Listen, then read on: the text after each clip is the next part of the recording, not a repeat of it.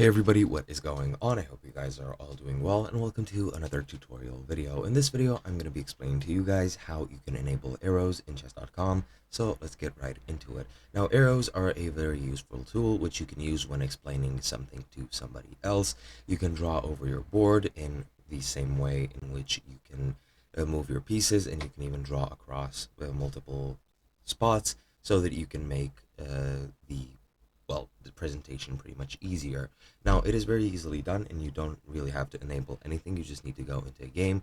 In my certain situation, I'll go into analysis through learn, then just click setup position and load up this position right here. This is just the standard starting board.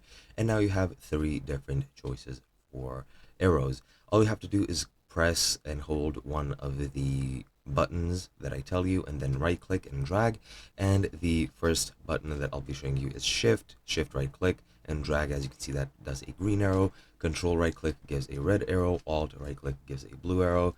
And you can even control and right click spots and get yellow. Control just freely right click, get red.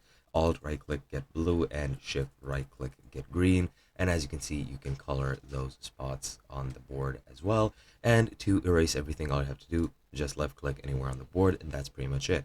Hope you guys enjoyed, and I'll be seeing you guys in another video.